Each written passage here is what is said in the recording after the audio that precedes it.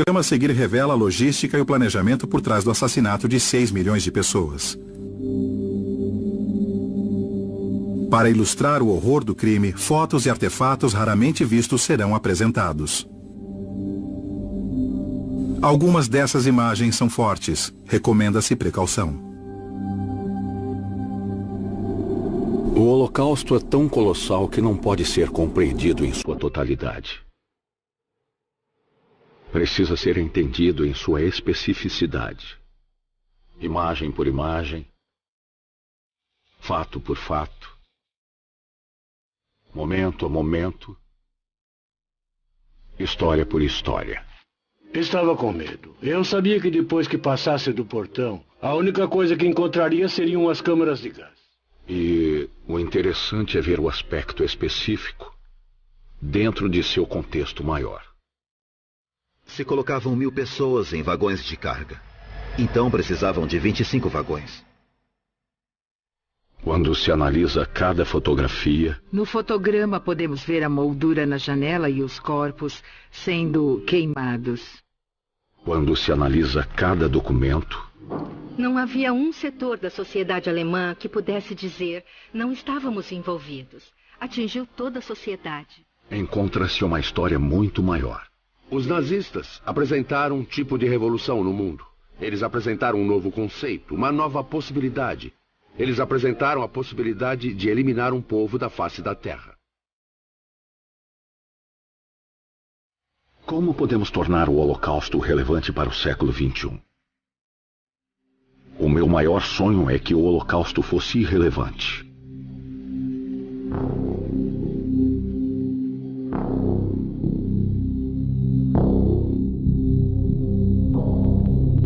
Holocausto, execução do mal.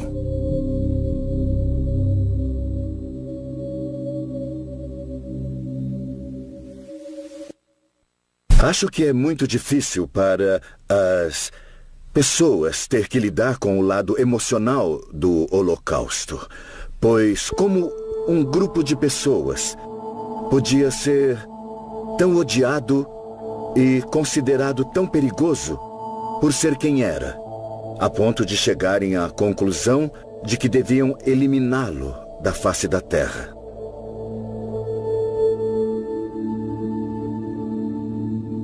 Para entender o Holocausto, temos que entender 6 palavras. Definição, expropriação, concentração, Einsatzgruppen, deportação, campos de extermínio.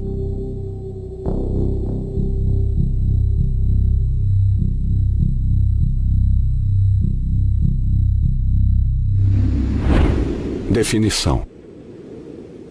Costumamos definir os judeus por sua identidade, pelas tradições que praticam e pelas crenças que incorporam às suas vidas. Os alemães definiram os judeus pela religião de seus avós. Quando o regime chegou ao poder em janeiro de 1933, a parte mais radical e agressiva do movimento nazista, a parte mais extremista, queria eliminar os judeus de uma hora para outra. Alemães, livrem-se da dominação judaica! Alemães, livrem-se da dominação judaica! Então os alemães começaram a criar leis contra os judeus. Judeus não são bem-vindos.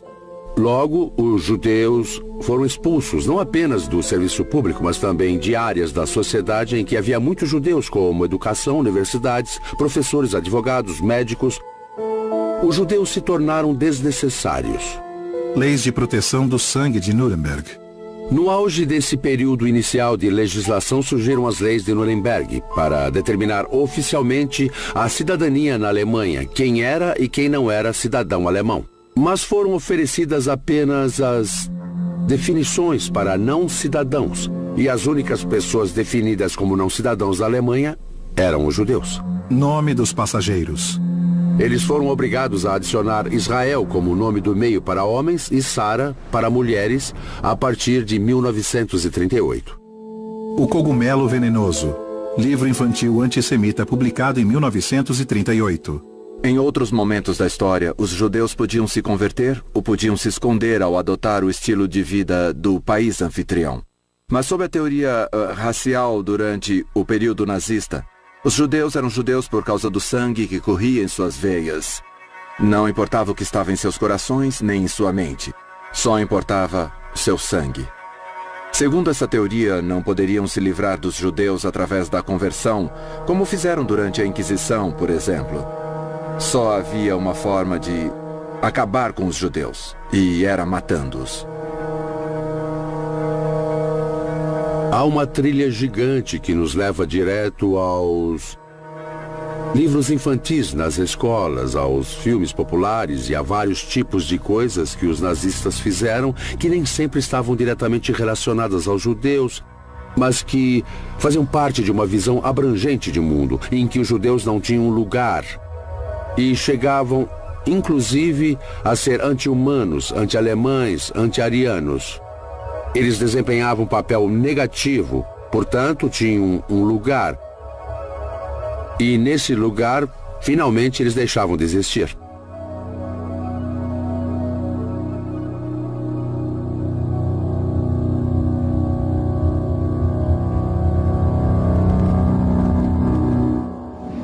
Expropriação. O confisco da riqueza judaica, a remoção da propriedade, o registro de todos os bens, a incapacidade dos judeus de possuir casa própria ou qualquer propriedade. Alemães não compram de judeus. Depois que os judeus foram expulsos, outras pessoas se mudaram para as casas deles e assumiram seus negócios. Então, de alguma forma, a população local sabia que os judeus não voltariam. Ninguém perguntou por quê. Mas com certeza eles sabiam que não voltariam.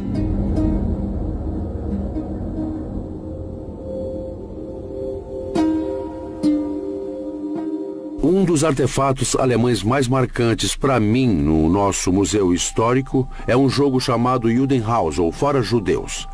O jogo foi criado na Alemanha em 1936, no mesmo ano em que surgiu o Banco Imobiliário nos Estados Unidos, e também era um jogo para a família. Na caixa dizia que era para pessoas com idades entre 8 e 99, assim várias gerações da mesma família podiam se sentar à mesa e jogar.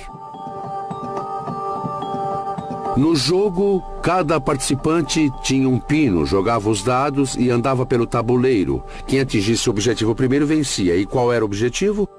O objetivo era expulsar o máximo de judeus de seu país.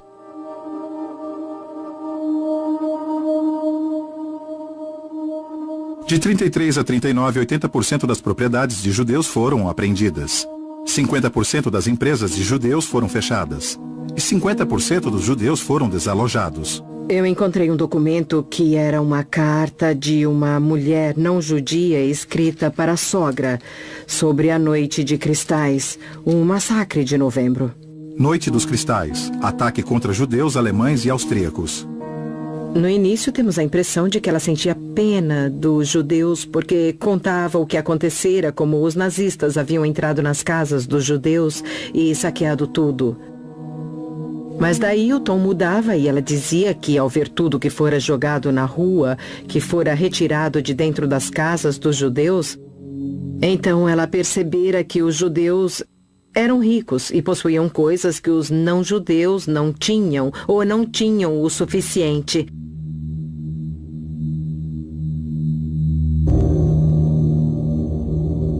Ela também dizia que os judeus tinham que deixar o local, mas não sabia para onde iriam. Talvez para um campo de concentração, até que uma solução definitiva fosse encontrada. 1º de setembro de 1939, invasão da Polônia. E enquanto isso, na Polônia, as autoridades da ocupação civil têm um grande problema, a questão judaica. Durante anos, a subhumanidade judaica oriental tem entregado a Europa Ocidental ao crime internacional. Quando a guerra começou em setembro de 1939, não restavam muitos judeus na Alemanha. E o desejo de livrar a Europa dos judeus só veio a se concretizar com a conquista dos territórios onde os judeus viviam, começando pela Polônia em setembro de 1939. Não foram apenas vidas que foram perdidas, foram comunidades inteiras. Era um modo de vida em alguns casos. 33.771 pessoas foram baleadas pela Einsatzgruppen C. O Holocausto foi inimaginável e envolveu o uso de todo o conhecimento e entendimento existente no século XX com o objetivo de definir, expropriar, concentrar e, por fim, assassinar, aniquilar e destruir, além de tomar posse dos bens e propriedades de todo um povo. E até um homem tão importante e cheio de contatos como Allen Dulles, que na época era diretor da OSS e posteriormente tornou-se chefe da CIA, quando Allen Dulles foi informado, ele respondeu de forma bem interessante. Então é verdade. Ele tinha todos os detalhes. Todas as informações que passavam pela agência de inteligência do governo americano, mas não podia imaginar que aquilo estava mesmo acontecendo.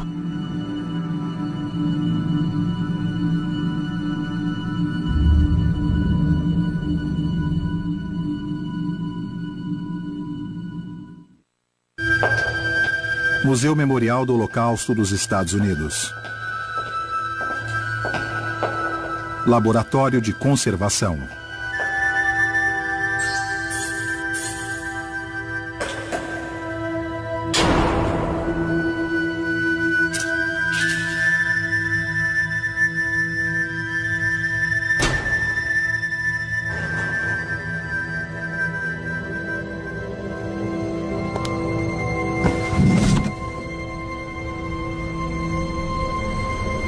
Balas escavadas das valas comuns locais do massacre da Ucrânia. Temos fotografias da libertação, uniformes, todo tipo de objeto em nossa coleção. Mas acho que as balas são os únicos itens que temos que realmente tiveram um papel de atuação. São objetos que realmente mataram alguém. Mataram 15.000 pessoas. Podemos ler sobre o Holocausto, podemos estudá-lo, analisar os documentos. Mas quando olhamos para este objeto, uma bala que assassinou uma pessoa, todo o resto parece desaparecer, porque esse foi o agente. Essa foi a causa absoluta da morte de um indivíduo. E nesse sentido, é uma experiência insubstituível. Olhar para a bala e contemplar o que ela fez. Einsatzgruppen. Unidades móveis de extermínio.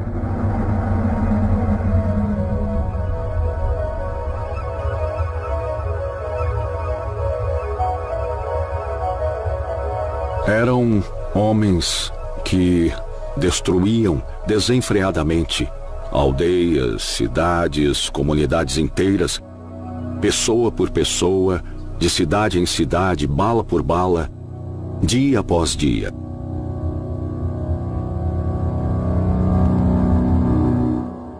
Sem acobertamento, era algo flagrante e brutal, sem nenhum esforço para disfarçar o que faziam ou quais eram suas intenções. 22 de junho de 1941. Operação Barbarossa. Os alemães invadem a União Soviética. Em junho de 1941, os alemães invadiram a União Soviética. E no final daquele verão, já havia ocorrido um assassinato em massa. Em grande escala, com um fuzilamento individual, em que morreu uma enorme quantidade de pessoas.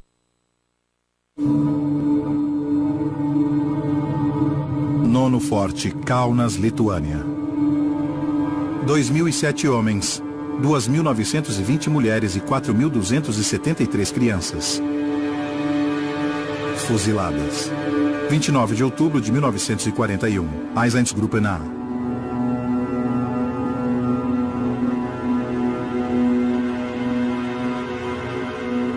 As Einsatzgruppen eram basicamente agentes da polícia alemã.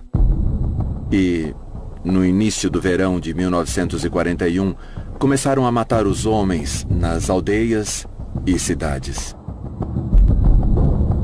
As operações continuaram ao longo do verão de 1941 e perto do fim do verão, a natureza das vítimas mudou. Não matavam apenas os homens, também matavam suas esposas, mães, irmãs e filhos. E no final daquele verão, já havia ocorrido um assassinato em massa, em grande escala, com fuzilamento individual, em que morreu uma enorme quantidade de pessoas. Livre de judeus. Os alemães começaram a utilizar métodos de matança que eram bastante apropriados para o transporte geográfico e para o contexto das relações públicas das áreas em que operavam. Quando era mais eficiente, atirar nos judeus no lugar em que se encontravam, os alemães os fuzilavam no próprio local.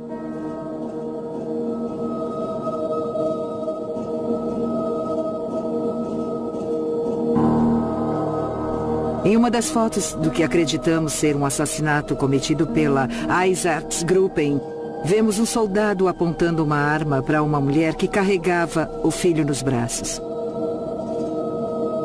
No verso da foto está escrito em alemão: Ação Judaica em Vangorad, Ucrânia, 1942. Essa foto foi interceptada, na verdade, no Correio Central de Varsóvia, onde funcionários da resistência abriam as cartas dos soldados alemães que escreviam da frente oriental para suas famílias na Alemanha.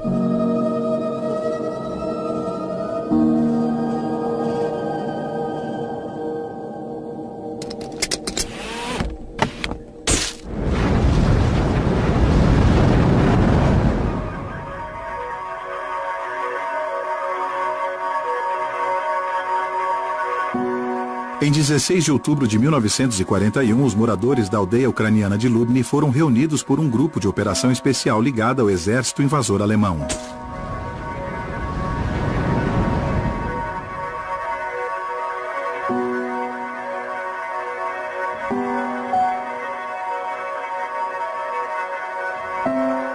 Johannes Hill, um fotógrafo da propaganda nazista, documentou a ação.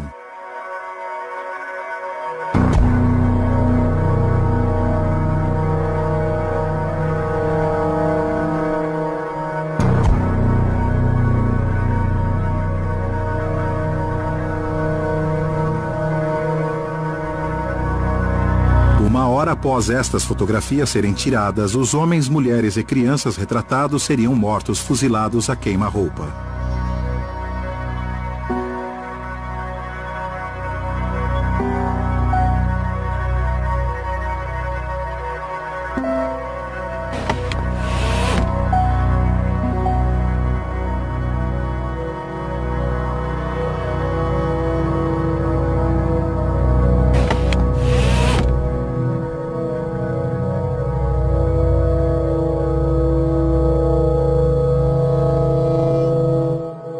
O fato de que esse fotógrafo sabia o que estava acontecendo com essas pessoas e o que ia acontecer com elas, enquanto registrava seus últimos momentos,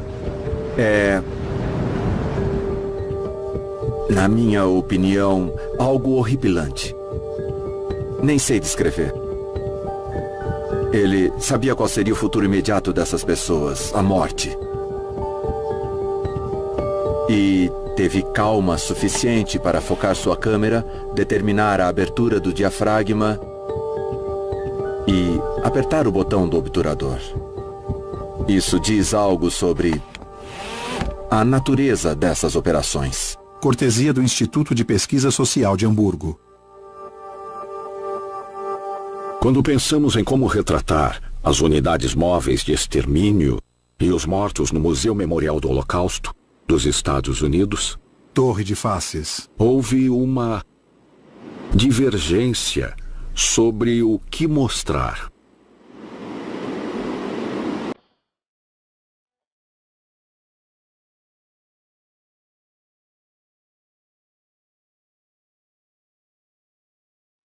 Se tivéssemos mostrado pilhas de cadáveres e valas comuns, as pessoas entenderiam que alguma coisa terrível tinha acontecido, mas não compreenderiam a natureza do crime. Então o que fizemos foi criar uma torre de faces. Não queríamos mostrar os mortos.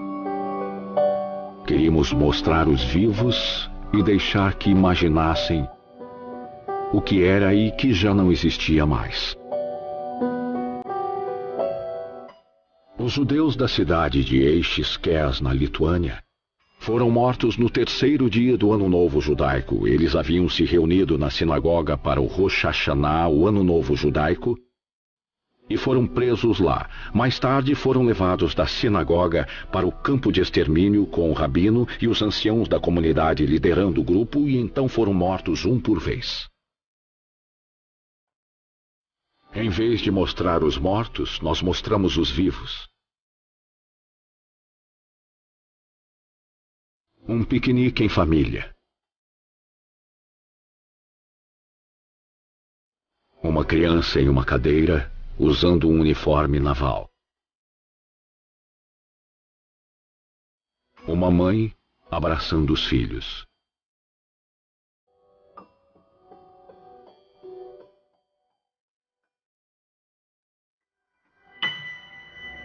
Toda essa vida erradicada em um dia.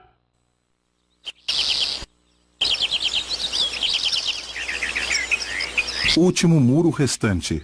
Gueto de Varsóvia.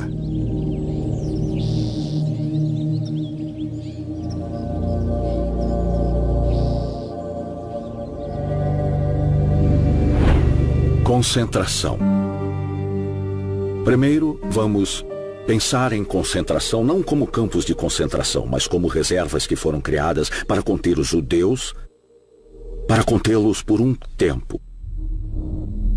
Gueto de Varsóvia. Então, embora todas as vítimas no fim tivessem o mesmo destino nos campos de extermínio, elas chegavam de diversas formas e em diferentes condições.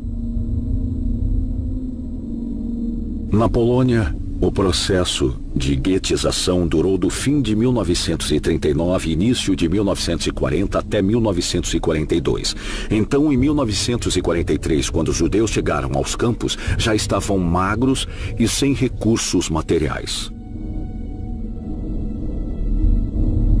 Aqui na Varsóvia, por exemplo, havia um gueto que ocupava 2,4% das terras da cidade de Varsóvia, mas continha 1/3 de sua população. Às vezes, chegava a abrigar até 500.000 pessoas e era algo que os soldados alemães tinham curiosidade de conhecer.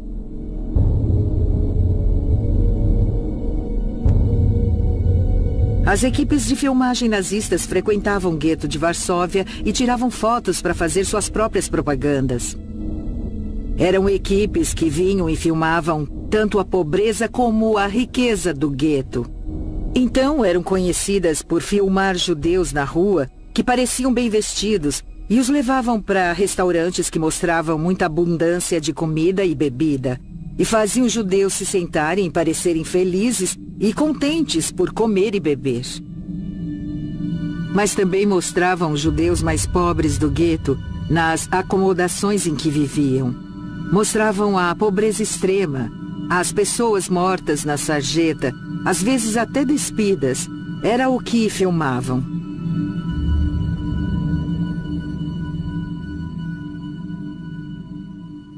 Alguns acreditam que o Holocausto surgiu já pronto.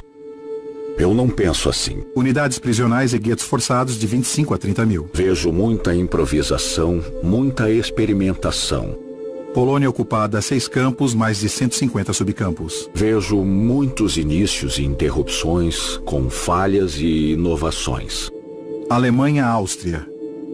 Por exemplo, os campos de concentração foram desenvolvidos muito cedo e serviram para múltiplas funções. Uma delas era para servir como colônias penais, lugares para abrigar muita gente. Outra função dos campos de concentração era essencialmente proporcionar o trabalho escravo, o trabalho forçado para A indústria alemã.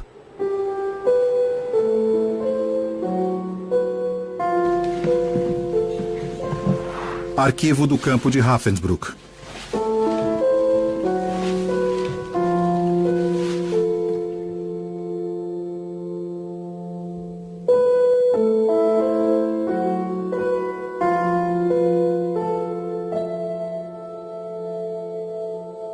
Os prisioneiros eram marcados de acordo com o motivo de encarceramento escolhido pelos nazistas. Mas esses motivos eram sempre inventados de alguma forma. Aqui vemos um gráfico do campo de concentração de Dachau. E podemos ver que havia prisioneiros políticos que eram marcados com um triângulo vermelho porque seus inimigos eram vermelhos, como os social-democratas, os comunistas. Se alguém fosse um preso político, por ser um social-democrata e por ser judeu, recebia esse sinal.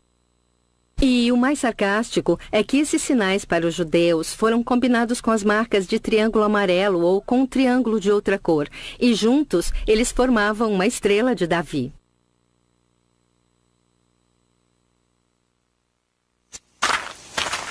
Campo de concentração de Ravensbrück para mulheres. Maio de 1939, 867 internas. Janeiro de 1945, 45 mil internas.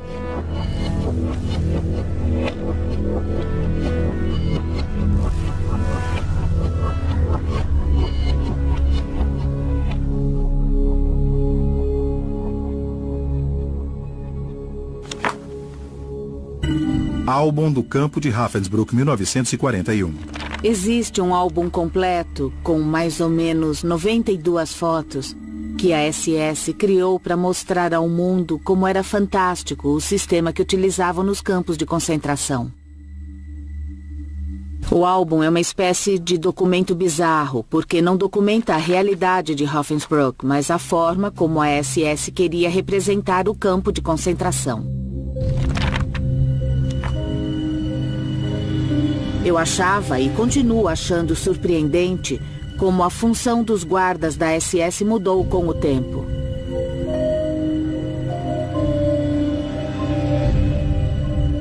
No primeiro dia, eles costumavam cumprimentar e saudar a todos, comportando-se de forma civilizada ao se mover.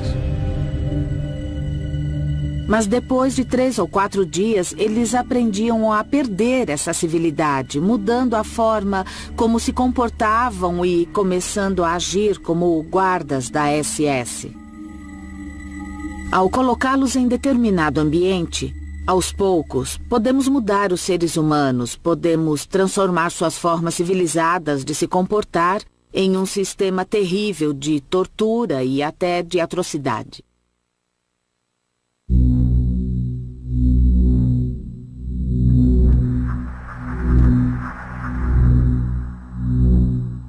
Imon Gut, comandante da SS. Campo de trabalho forçado de Platzow. Uma das razões que sempre me levou a rejeitar a desculpa de que estavam apenas cumprindo ordens é que não é possível aceitar a criatividade envolvida ao se fazer algo daquela natureza que nunca antes havia sido executado.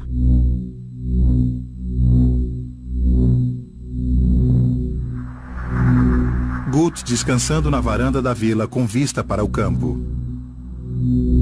Os nazistas criaram um vocabulário próprio para muitas coisas. Em vez de dizer assassinato, diziam tratamento especial, realocação ou cuidados especiais. Quando ouço tratamento especial, penso em remessas postais, mas eles pensavam em matar 1000 judeus. Reassentamento, realocação, além do rio, além das montanhas. Termos como esses eram usados, mas por trás deles ocorria o genocídio do povo judeu. A história de Imon Gut em Platzow foi dramatizada no filme A Lista de Schindler, de 1993.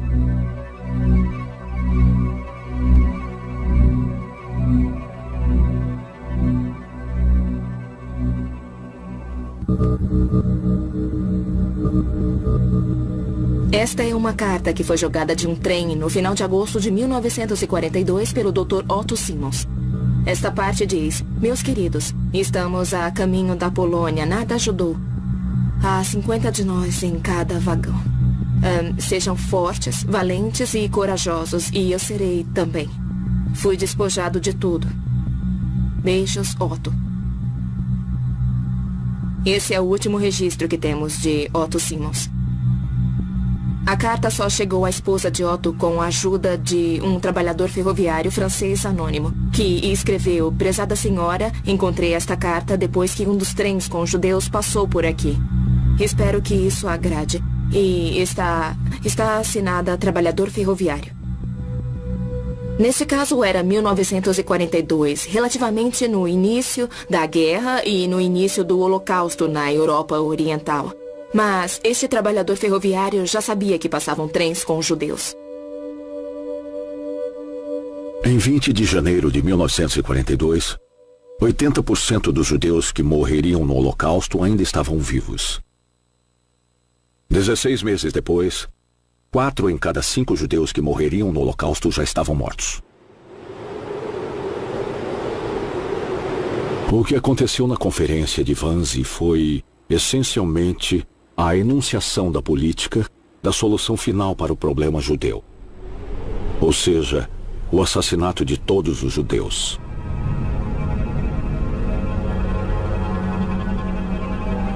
A SS montou esta casa em 1940 como uma casa para hóspedes e para conferências. Todos já sabiam que um assassinato em massa estava ocorrendo na Europa Oriental. Nenhum detalhe real foi discutido aqui na conferência de Wannsee. Houve apenas informações gerais sobre a decisão que fora tomada de matar todos os judeus europeus. Isso também mostra que toda a sociedade alemã se envolveu. Bem, a concorrência de Wannsee e, claro, o lugar onde ocorreu se tornou um símbolo, um ícone do assassinato premeditado e planejado dos judeus europeus. Assim, de diversas formas, a conferência é o símbolo de como os assassinos executivos agiram. Pessoas que não tinham nenhuma ligação com os presos executaram seu trabalho. O que houve foi que a organização do Holocausto começara. Eram as diretrizes para as deportações da Alemanha para a frente leste. Como deportar os judeus, o que fazer antes, como embarcá-los nos trens, tudo isso. O envolvimento de toda a administração, de bancos e de transportes.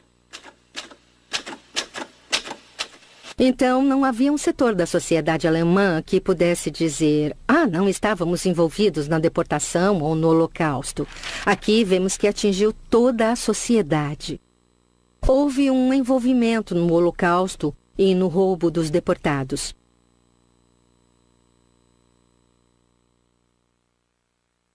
Deportação.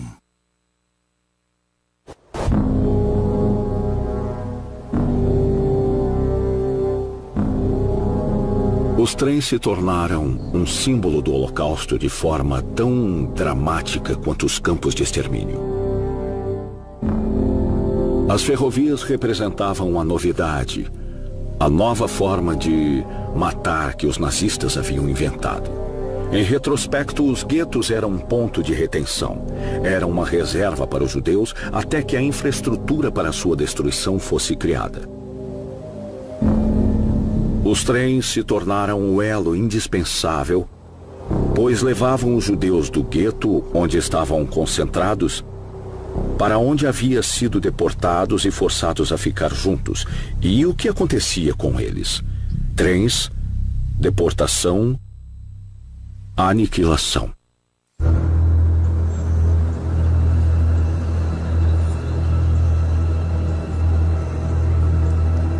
Não é por acaso que Auschwitz tinha aquela localização, ficava na principal via ferroviária entre a Cracóvia e Viena e, sem essa infraestrutura, nunca teriam escolhido Auschwitz como local para uma grande instalação.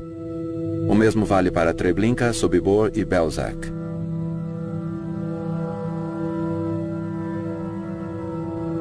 Não tinham uma atribuição específica para um determinado tipo de locomotiva.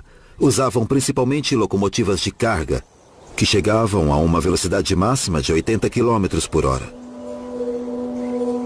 Mas quando um trem chegava com 50 ou 60 vagões, utilizavam um método de dividir o trem em grupos, de 10 a 15 vagões, para controlar o número de pessoas que desembarcaria quando fossem para o campo de concentração. Em um dia, eram transportadas de 8 a 10 mil pessoas. Então, a velocidade média era de 20 ou 25 km por hora.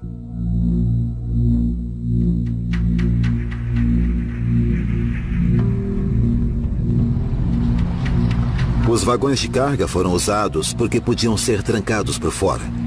Cabiam 40 pessoas por vagão. Então, para transportar 1000 pessoas, eram necessários de 20 a 25 vagões.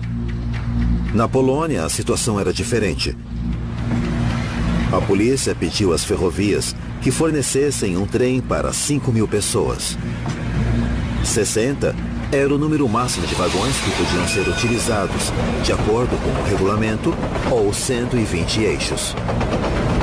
Eram usados de 50 a 60 vagões, o que significava que havia de 100 a 110 pessoas no vagão.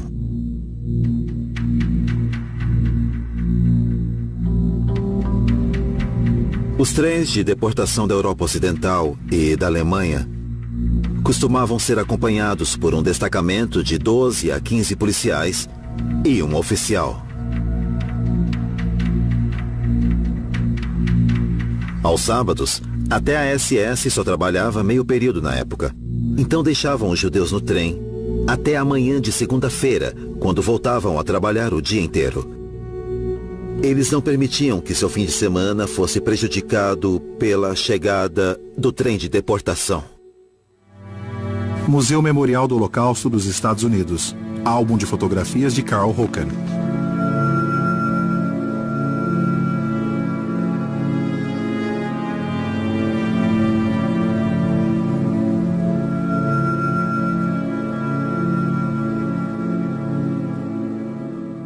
Um dos verdadeiros horrores do Holocausto é a energia mental e a logística e também a destreza na implantação e na utilização de recursos escassos para obter o melhor resultado possível. Tudo isso foi aplicado neste projeto para eliminar os judeus da Europa. Se deixarmos de lado o objetivo final, o talento, a energia, a imaginação que os perpetradores do Holocausto aplicaram para concluir seu projeto, são as características que geralmente nós da classe média admiramos ao se realizar algum empreendimento. Mark Twain disse uma vez: existem verdades, mentiras e estatísticas. Mas acho que ele estava enganado, porque as estatísticas revelam verdades essenciais sobre o Holocausto. E às vezes o próprio rigor das estatísticas revela a maior de todas as histórias.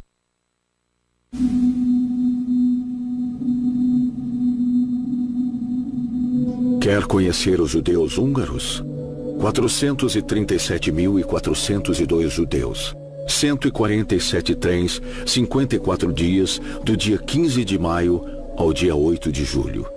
Quer entender a deportação do gueto de Varsóvia? De 23 de julho a 21 de setembro. Novamente, 61 dias, 265 mil judeus enviados para Treblinka. Quer entender como os judeus de Belzec morreram? Um grupo de 104 judeus, 14 deles alemães, apenas 2 sobreviventes conhecidos. As estatísticas contam uma verdade brutal, dolorosa, específica e inevitável.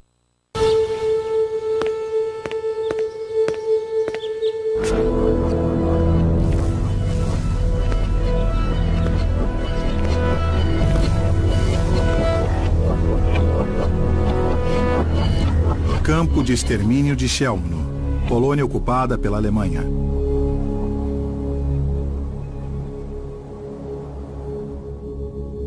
Campos de extermínio. Campos de extermínio.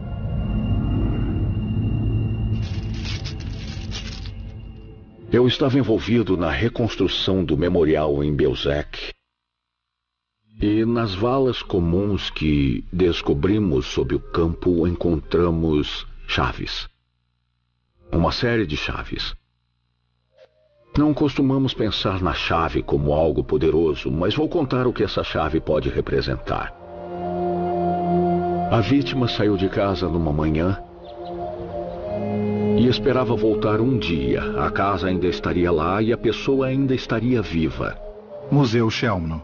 E tudo voltaria a ser seguro. Poço de escavação. Museu Memorial de Chełmno. Quando alguém morre com as chaves e é enterrado com elas, entendemos que essa pessoa nunca imaginou que o destino lhe reservava. Artefatos de escavação.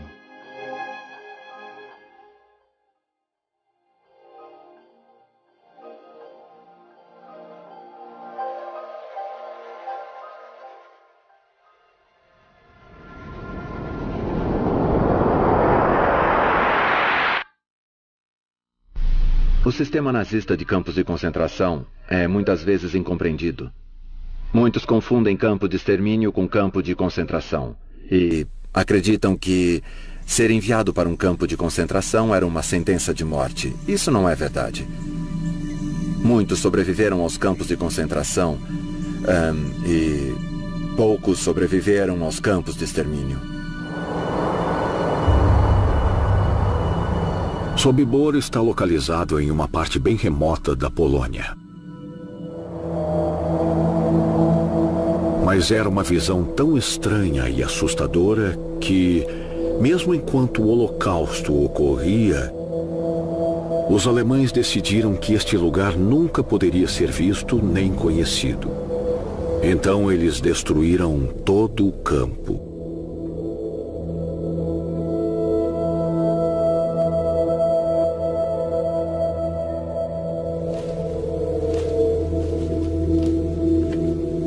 Sobibór, Polônia. Perímetro do campo. 1, 2, 3, 4, 5, 6. Talvez 7 aqui. Isso, 7, certo.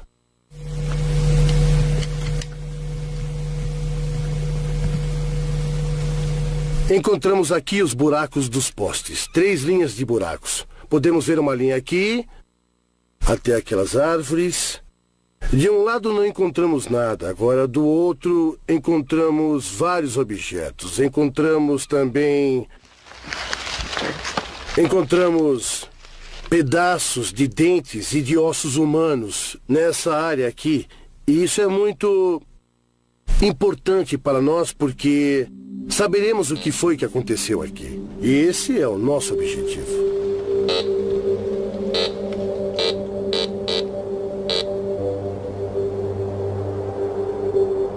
É muito estranho para nós vir aqui todos os dias durante a escavação e não ouvir os pássaros cantando. Não há pássaros aqui. É difícil de entender porque na região de Vlodova podemos ouvir vários pássaros, mas nesta parte do campo não há nenhum pássaro. Por quê?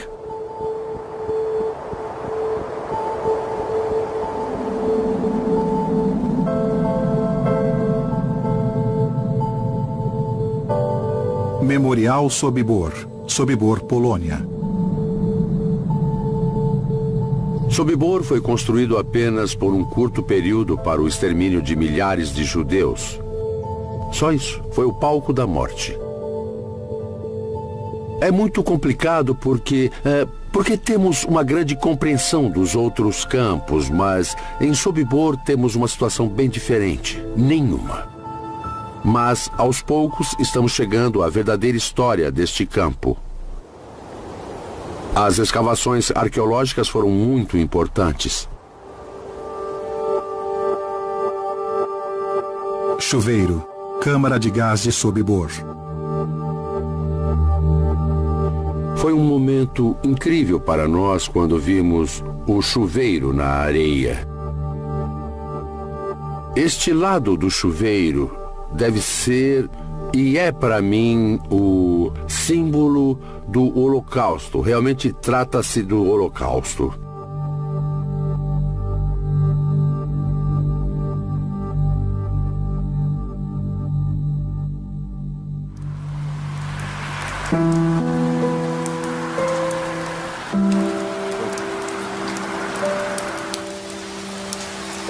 Muitos dizem que o Holocausto nunca aconteceu e que nem tantas pessoas foram mortas. Mas aconteceu. Campo de extermínio de Sobibor. Construído em abril de 1942. Destruído pelos alemães julho de 1944. Reconstrução com base nos depoimentos de sobreviventes. Agora vou descrever o processo. Depois que o trem chegava e todos desciam, deixavam a bagagem de lado. Barracas de triagem. Prometiam que a bagagem não seria perdida. Barracas de triagem. Área de despimento. Um alemão, fingindo ser um médico, e usando um avental branco, ou às vezes um uniforme branco, fazia um breve discurso. Ele gentilmente pedia desculpas. Mas por razões sanitárias dizia que precisavam tomar uma ducha. Barracas de corte de cabelo. Então pediu que tirassem a roupa e a deixasse de lado para pegá-la depois. E tinham que andar por um corredor até o chuveiro. As pessoas não sabiam o que era. Às vezes se animavam, pois os alemães eram tão gentis. E entravam direto no beco, indo para a câmara de gás que chamamos de Himmelfahrtstraße, o caminho para o céu.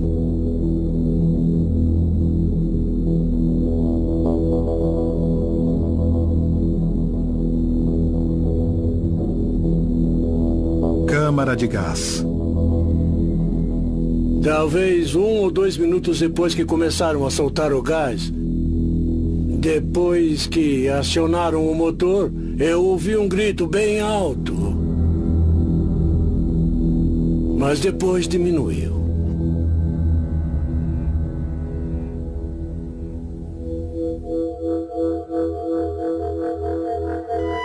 Levamos cerca de 15 minutos para entender que era mesmo um grito. Aquilo parecia uma colmeia, como se fossem abelhas.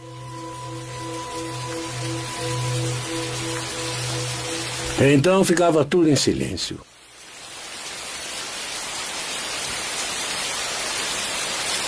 Campos de extermínio Sobibor 167 mil. Chelmno 152 mil. Belzec 434, 508 mil. Treblinka 925 mil. Auschwitz 1 milhão.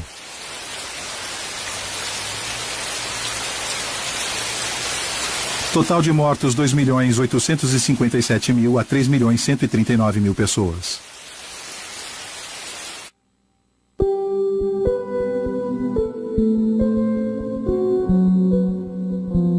Em fevereiro de 1940, os nazistas começaram a publicar no governo geral da Cracóvia esta revista colorida, em polonês, chamada Ilustrowany Courrier Polski, ou Correio Ilustrado Polonês. Na segunda edição, vemos essa capa colorida com um grupo de mulheres sorrindo e olhando para um trem, com a seguinte manchete: vamos para a Alemanha.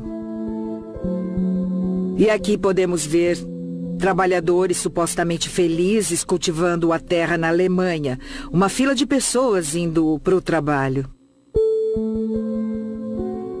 Na realidade, dezenas de milhares de poloneses eram deportados para a Alemanha para o trabalho escravo.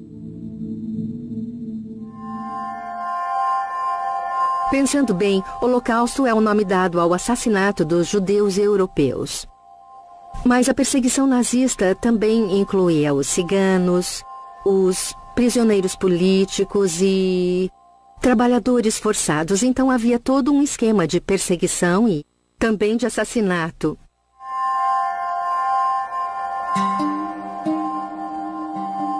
A noção de trabalho forçado e o Holocausto, eles se relacionam, eles interagem de alguma forma, mas também são diferentes, são distintos de outra forma.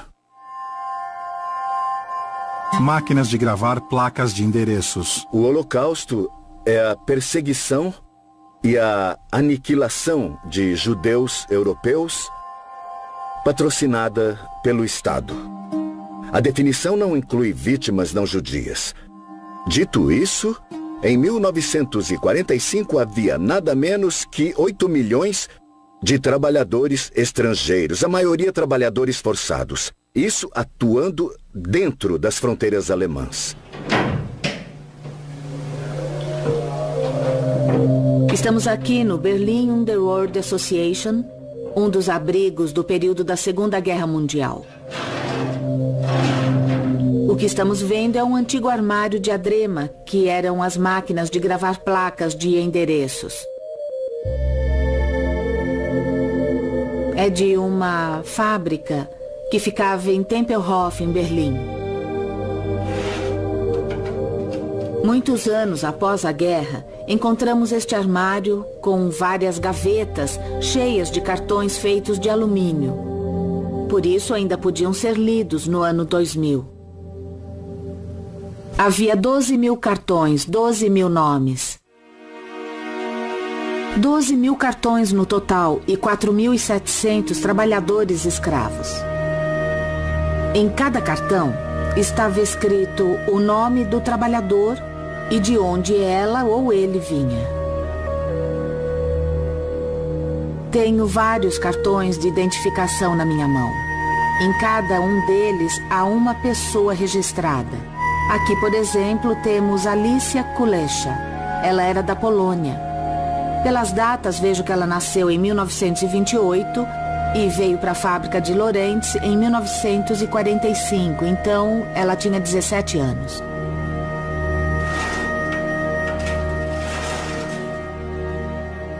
Os alemães exploravam as populações que ficavam sob seu controle. E, dependendo de quem fosse, recebiam um destino diferente.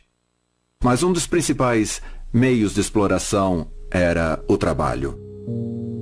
Dora Mittelbau era o campo de concentração que estava associado à fábrica subterrânea de foguetes V1 e V2. Aqueles que estavam envolvidos na criação do próprio campo trabalhavam sob condições muito duras. Havia pouca circulação de ar, muita poeira e muitos morreram por causa do trabalho. Isto foi construído por trabalhadores escravos. Eles vinham do campo de concentração de Buchenwald.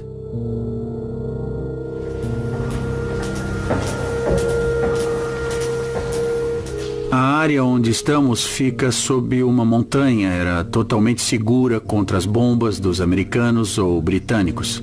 As entradas dos túneis principais deste sistema subterrâneo foram explodidas pelos soviéticos em 1948. Hoje podemos ver apenas 3 ou 4% de toda a fábrica subterrânea. De 35 a 40% dos trabalhadores escravos daqui morreram dentro dos túneis sem nunca ter visto a luz do sol. Algumas pessoas viviam aqui por apenas 3 ou 4 dias. Entravam na montanha e morriam aqui. Construíam e escavavam as pedras com as próprias mãos. Eles dormiam nas pedras, não tinham roupas decentes, não podiam se lavar de forma alguma. Não havia enfermaria, não havia nada. Eles trabalhavam e morriam aqui. Eu não consigo imaginar como era possível viver aqui por semanas ou até meses.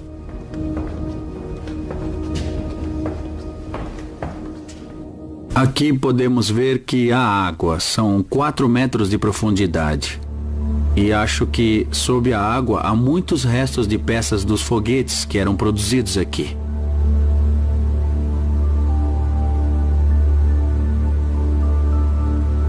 Quando eu vi essas salas, esses túneis subterrâneos, eu percebi que não era só uma fábrica ou uma base técnica do Terceiro Reich. Era também um lugar para as várias vítimas do Terceiro Reich morrerem aqui no subterrâneo.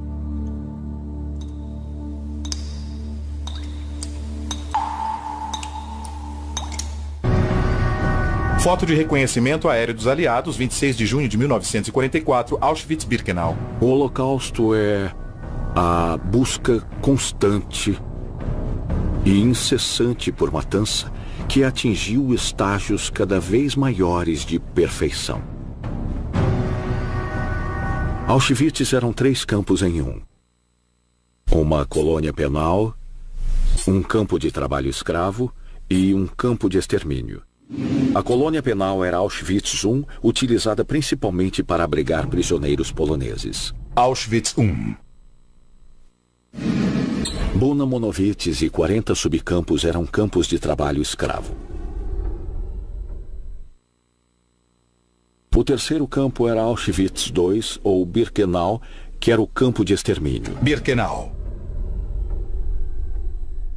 Então descobrimos que havia uma relação muito complexa entre o trabalho escravo e os centros de extermínio. O trabalho escravo drenava toda a força mineral, então os mandavam para o centro de extermínio onde morriam. Esta é uma das plantas originais da construção do complexo do campo de Auschwitz-Birkenau. Em outubro de 1941, quando os alemães decidiram que utilizariam esta área para a construção de Birkenau aqui e da IG Farben aqui, eles ampliaram a estrutura e a chamaram de Bauleitung Auschwitz. Depois, designaram vários oficiais da SS com algum tipo de formação em arquitetura ou engenharia. Esses oficiais trabalharam junto com internos que possuíam algum conhecimento técnico, eram apenas trabalhadores poloneses, não judeus. No final, quem aprovou os mapas e assinou as plantas finais foram os diretores do Departamento de Construção da SS. Ao analisarmos um documento original nazista, quando encontramos uma assinatura verde, normalmente é de alguém importante na hierarquia. Himmler aprovou esta planta aqui em 23 de outubro de 1941.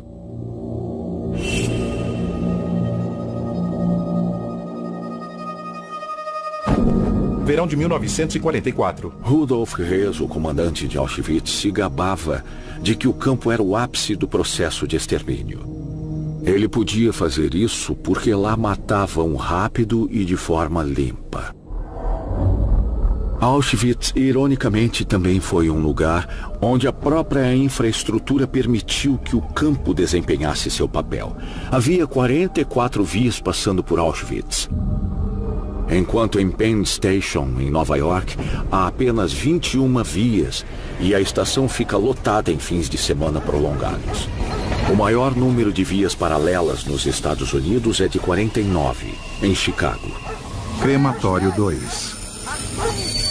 Auschwitz tinha 44, então podiam transportar judeus de todos os cantos da Europa e enviá-los para Auschwitz. Em Auschwitz ainda podemos ver como as linhas de trem e as câmaras de gás eram interligadas e ficavam a 50 metros umas das outras. No início, não tinham uma rampa em Auschwitz.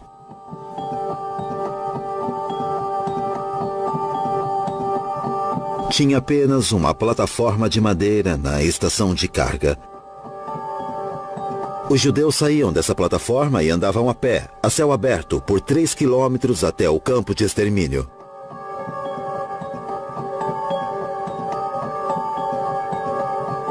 Mas a SS e o comandante de Auschwitz achavam que não era um método muito profissional, então construíram esta plataforma, que agora está repleta de memória e história. A rampa que conhecemos, com o portão sobre a via, só entrou em operação no início de 1944. Toda a operação em Auschwitz se tornou o símbolo do Holocausto para muitos. Um dos motivos é que, devido à natureza do campo, havia muitos sobreviventes e suas histórias foram contadas especialmente no Ocidente. Número total de barracas 277. Número de beliches de madeira 36. Internos por barraca 500. Internos por beliche de 5 a 6. Na ex-União Soviética, quando se fala sobre o Holocausto, Auschwitz não é mencionado. Seu holocausto foi o fuzilamento de judeus próximos de suas casas.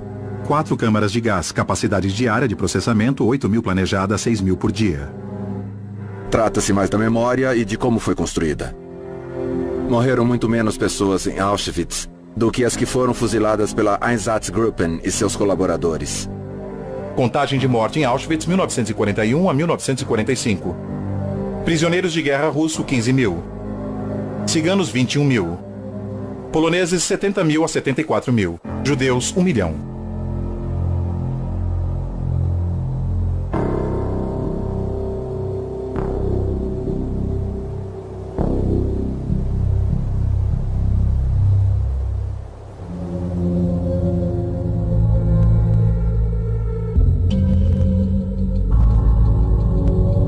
Apresentação ao campo de trabalho. O álbum de Lili Jacob, ou como também é chamado o álbum de Auschwitz, é a única documentação existente dos transportes que chegavam a Birkenau e das pessoas que foram levadas para a rampa enquanto aguardavam as câmaras de gás. Nós acreditamos que isso tenha acontecido porque também é chamado o álbum de Auschwitz. É a única documentação existente dos transportes que chegavam a Birkenau e das pessoas que foram levadas para a rampa enquanto aguardavam as câmaras de gás. Nós acreditamos que isso tenha acontecido porque um novo comandante foi enviado a Auschwitz, Richard P. Então, presumivelmente, esse álbum pode ter sido montado como uma espécie de apresentação para ele, de como as coisas funcionam. É isto que fazemos aqui. Este é um exemplo de como executamos o nosso trabalho de forma adequada e limpa. Olhe para a estrutura e veja como funciona. O álbum é composto por mais de 200 fotografias que mostram pessoas sentadas no chão esperando para serem levadas para as câmaras de gás.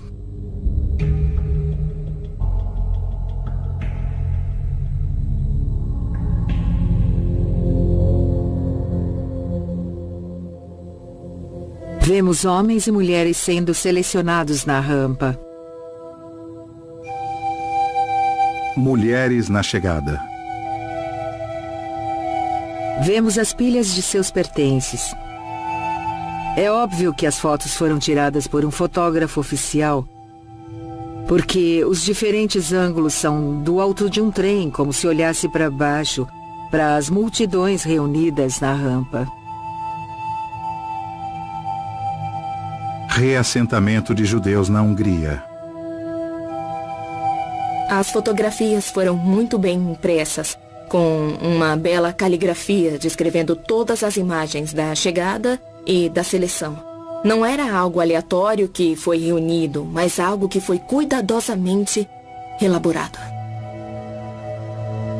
Judeus húngaros a caminho da câmara de gás para serem executados.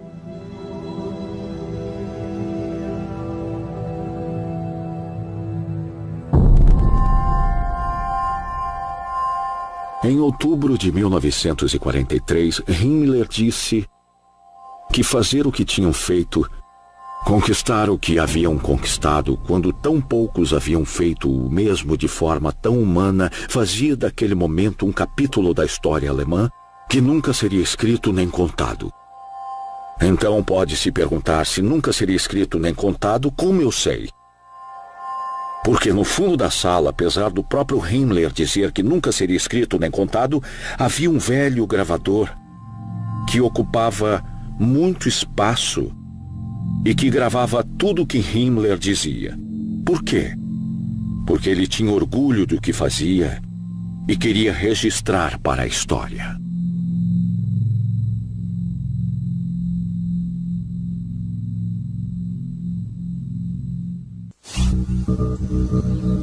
Crematório 4, Campo de Birkenau, 1943.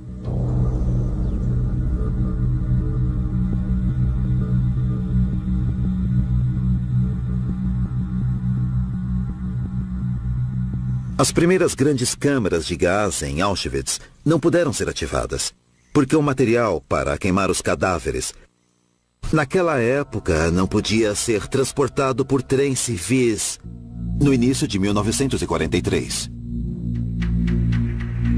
Assim, o equipamento para a combustão ficou parado por 8 semanas em Erfurt, na Alemanha, até ser enviado por navio para Auschwitz. Isso porque as ferrovias estavam com falta de espaço e um crematório não seria eficaz durante a guerra.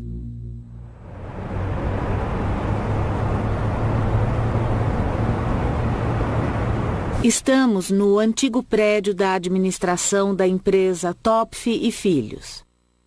Este foi o escritório do planejamento e agora é o lugar da memória. Ao todo, a Topf e Filhos entregou 25 fornos com 76 câmaras de incineração.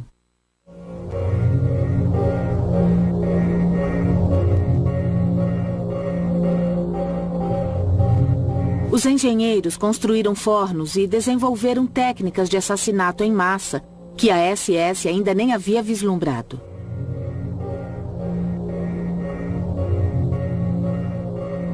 Em Auschwitz-Birkenau foram construídos 4 crematórios. As câmaras de gás ficavam no porão nos crematórios 2 e 3. Para substituir o ar envenenado pelo ar fresco, eles precisavam de um sistema de ventilação.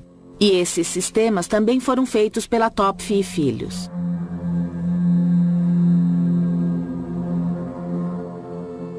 Fritz Zander, o gerente do departamento, projetou um forno de 4 andares. O cadáver era introduzido no primeiro andar e depois era descido. Após um período de pré-aquecimento de 2 dias, o cadáver entrava em combustão por causa dos cadáveres em chamas que havia embaixo.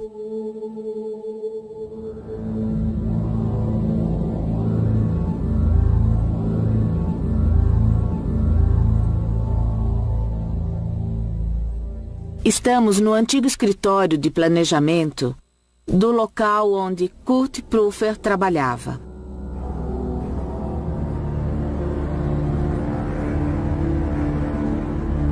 Kurt Prüfer estava desenhando uma máquina como esta e num dia claro, quando olhou para fora, ele viu a fumaça das chaminés do crematório de Buchenwald.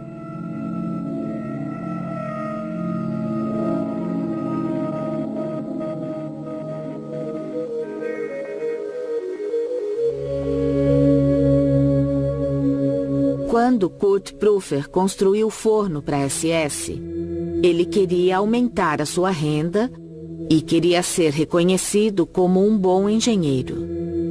Então, para entregar um produto que atendesse às necessidades da SS, ele precisava conhecer as circunstâncias nos campos.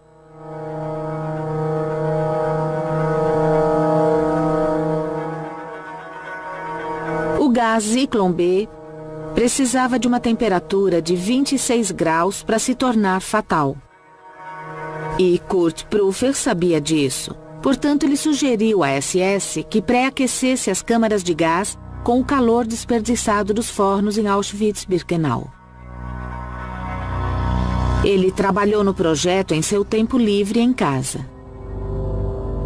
Fornos entregues à SS. 26 fornos com 76 câmaras. Máximo de cadáveres por câmara, 8. Máximo por câmara por dia, 800.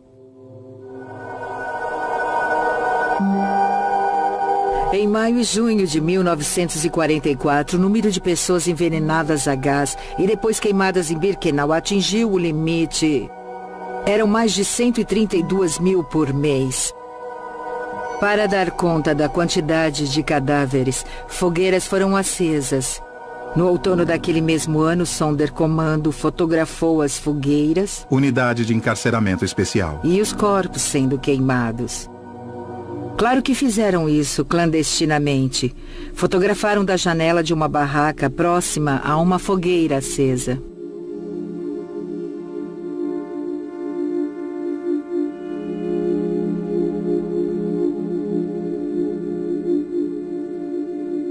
Mas foi só bem mais tarde, na década de 1980, que o fotograma completo da imagem foi visto. No fotograma podemos ver a moldura da janela e, através da janela, conseguimos ver os corpos sendo queimados.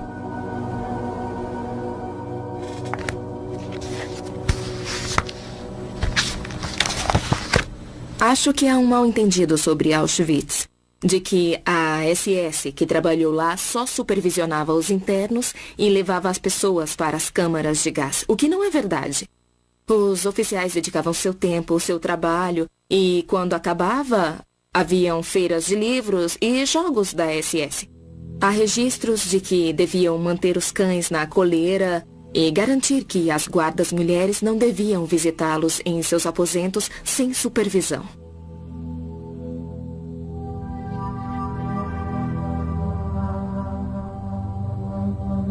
Um álbum criado por Karl Hooker foi descoberto poucos anos atrás. Com o comandante Major Bayer, Auschwitz, 21 de junho de 1944. Mas esse álbum não me surpreende muito. As pessoas ficam muito chocadas com as imagens do álbum de Hooker. São fotos de moças que trabalhavam em Auschwitz se divertindo com os oficiais da SS.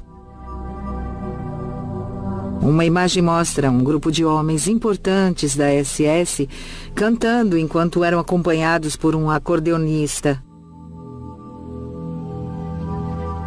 Estavam juntos como em um coral.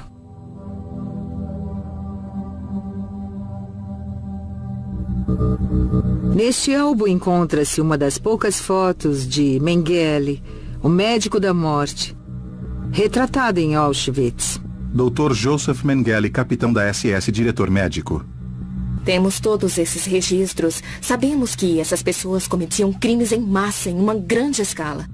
Então seria muito mais confortável e reconfortante vê-los no ato, cometendo o crime. Mas o álbum não mostra isso. Por que a surpresa? Isso aconteceria se achássemos que os nazistas eram monstros com chifres. Eles tinham os fins de semana de folga e se divertiam. Eles se distraíam. Passeavam com seus animais de estimação. Bebiam, festejavam.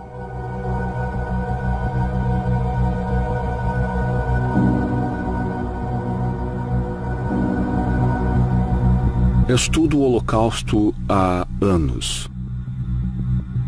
No início estava mais interessado nas vítimas. Queria contar sua história e o que acontecera a elas. Com o tempo, vi que não poderia contar a história das vítimas sem contar a história dos assassinos. E fiquei fascinado, não pela falta de humanidade dos assassinos, mas pela humanidade deles.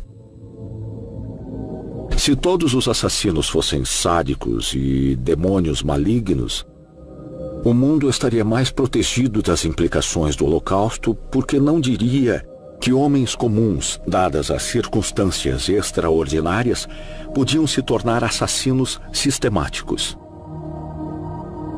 Para entender que eles tinham algo de Auschwitz, uma parte de si que era uma máquina de assassinar e um lado que podia flertar com as moças, trocar ideias com os colegas, se divertir e relaxar.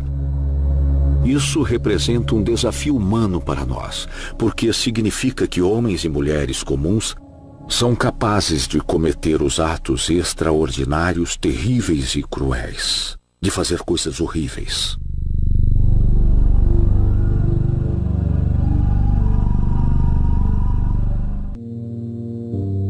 Campo de concentração Buchenwald após a libertação.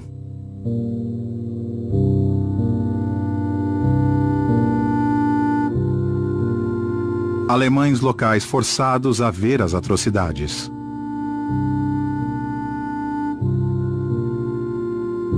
15 de abril de 1945.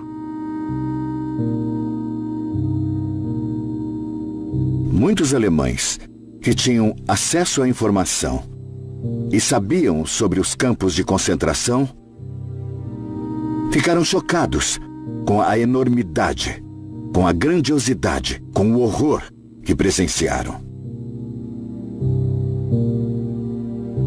Não estavam apenas vendo, mas estavam sentindo o cheiro e também ouvindo o que fora feito em seu nome para representá-los.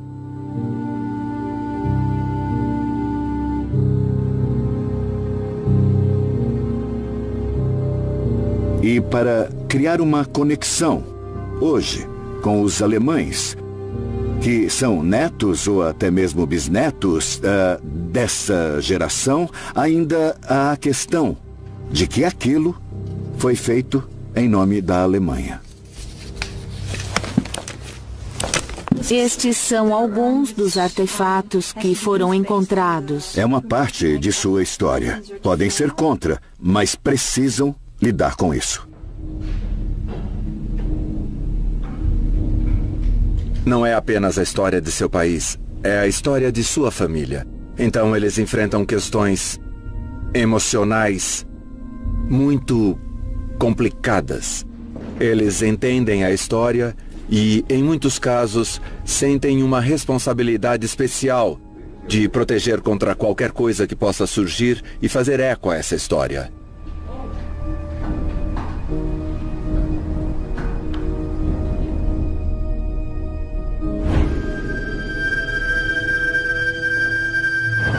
Arquivo. Serviço Internacional de Rastreamento Bad Arolsen, Alemanha. 17.500.000 arquivos e vítimas mortas ou deslocadas pelos nazistas entre 1933 e 1945.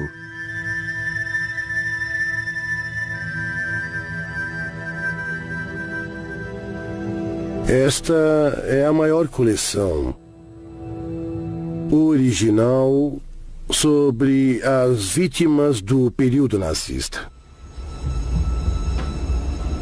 Nos campos de concentração como Dachau, Buchenwald, Bergen-Belsen e outros, tudo foi escrito pelos nazistas. As vítimas perderam seus nomes e se tornaram números. Hoje, a maioria das pessoas que escreve para nós são da segunda ou terceira geração e dizem: eu quero saber o que aconteceu com o meu avô.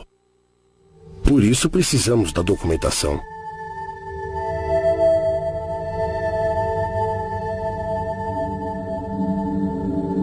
Lista de relógios roubados dos deportados.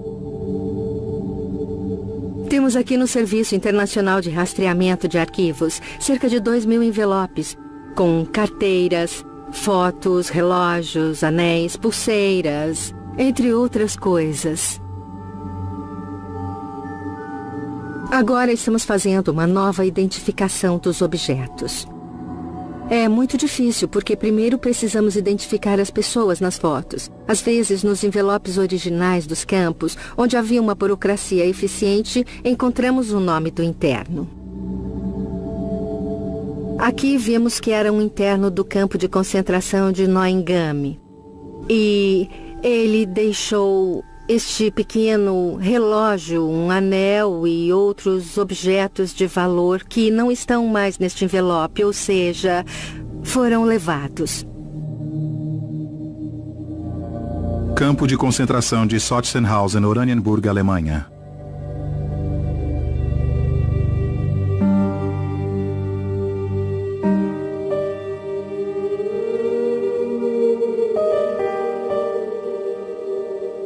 Quero falar profundamente sobre como fiquei face a face pela primeira vez com a presença da ausência. O meu pai morreu em 1990.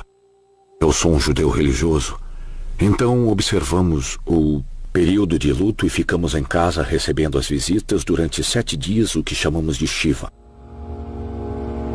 Na primeira sexta-feira à noite, nós sentamos para jantar e no sábado não ficamos de luto. Eu estava lá, meus filhos estavam lá, minha esposa estava lá, minha mãe estava lá, minha irmã estava lá. E a cadeira do meu pai estava vazia. Nós literalmente não pudemos comer até que minha mãe me mandou sentar na cadeira do meu pai. Porque a ausência do meu pai era maior do que qualquer outra presença. Chegamos a Sobibor e lá estava vazio. Mal podemos imaginar ou entender o que estava lá. Sobibor, presente. Mas essa ausência tem uma presença forte. E os fantasmas estão lá, as imagens estão lá, as almas estão lá. O mal está lá. Estação de trem. A magnitude do que aconteceu está lá, mesmo que seja invisível.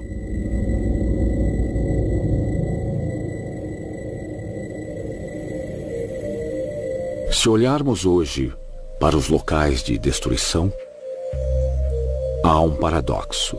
É a presença da ausência. É a ausência da presença.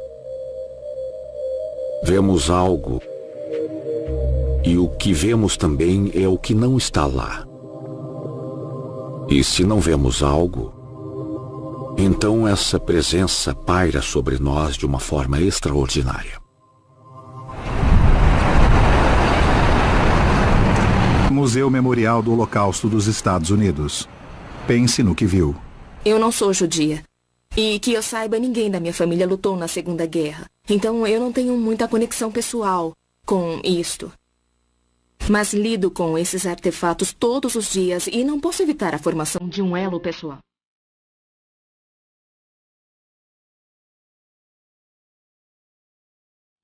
Os números são grandes demais para entender. 6 milhões, 11 milhões, é demais para entender. Anéis de vítimas não identificadas, massacre de Busque, Ucrânia, verão de 1941. Um artefato que alguém usou, um item que era de alguém, algo que alguém escreveu. Cria uma empatia. Esse ato me conecta a alguém que há muito tempo fez exatamente a mesma coisa e cuja vida foi interrompida.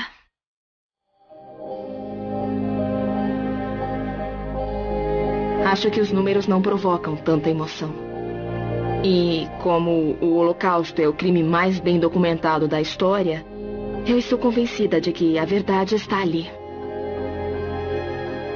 Talvez eu nunca saiba por quê, mas há algo ali que vai me ajudar a impedir que isso aconteça de novo. Tem que haver.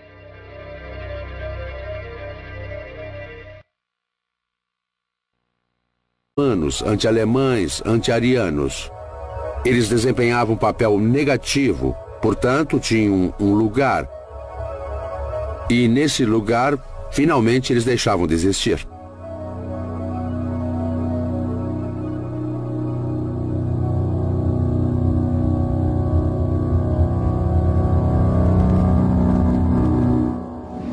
Expropriação. O confisco da riqueza judaica, a remoção da propriedade, o registro de todos os bens, a incapacidade dos judeus de possuir casa própria ou qualquer propriedade. Alemães não compram de judeus. Depois que os judeus foram expulsos, outras pessoas se mudaram para as casas deles e assumiram seus negócios. Então, de alguma forma, a população local sabia que os judeus não voltariam. Ninguém perguntou por quê. Mas com certeza eles sabiam que não voltariam.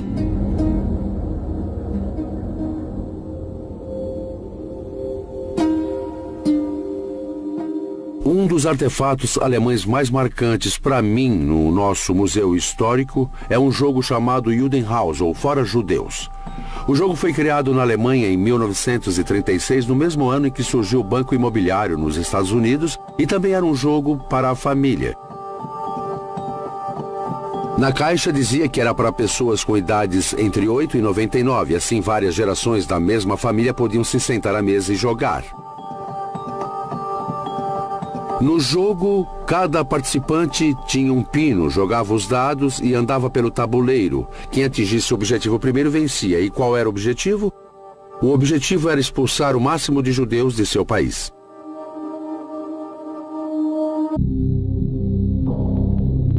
Holocausto, execução do mal.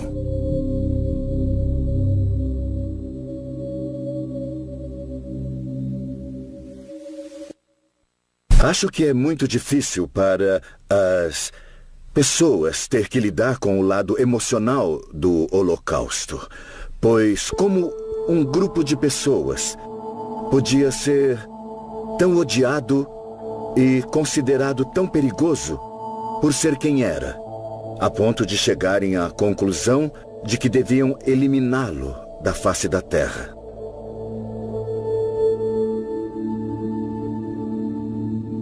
Para entender o Holocausto, temos que entender 6 palavras: definição, expropriação, concentração, Einsatzgruppen, deportação, campos de extermínio.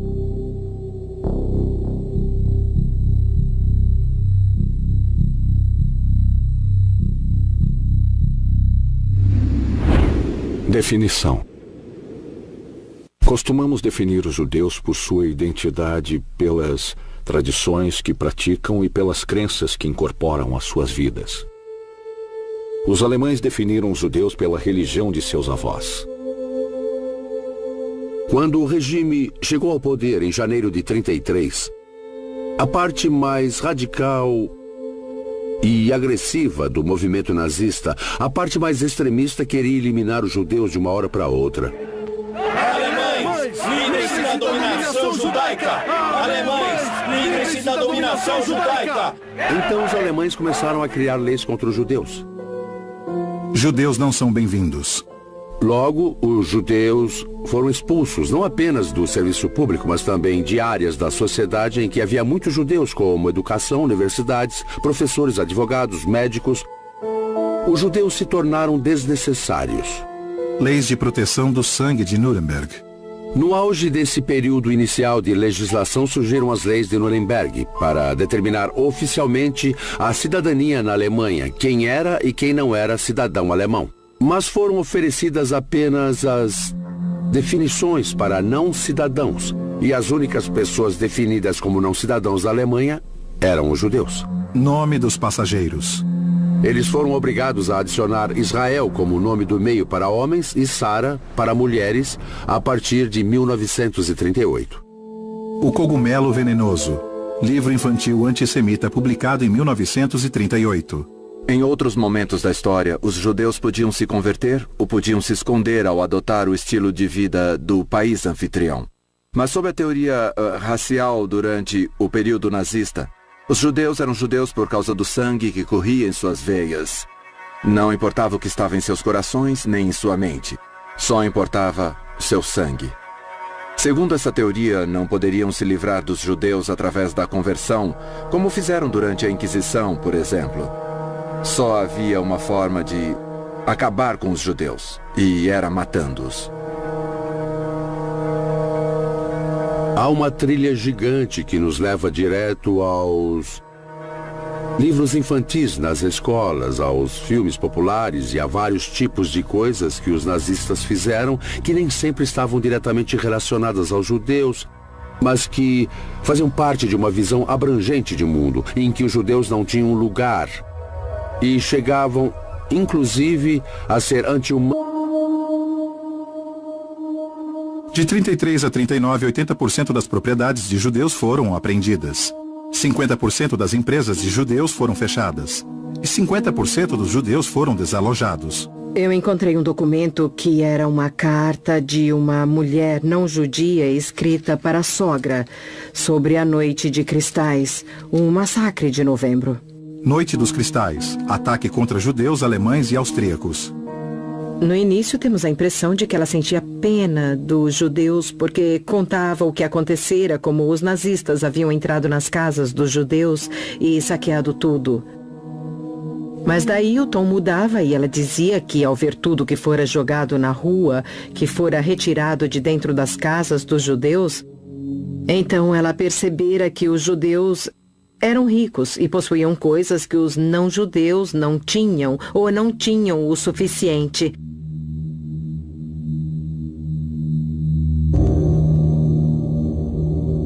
Ela também dizia que os judeus tinham que deixar o local, mas não sabia para onde iriam. Talvez para um campo de concentração, até que uma solução definitiva fosse encontrada. 1º de setembro de 1939, invasão da Polônia. E enquanto isso, na Polônia, as autoridades da ocupação civil têm um grande problema: a questão judaica. Durante anos, a subhumanidade judaica oriental tem entregado a Europa Ocidental ao crime internacional.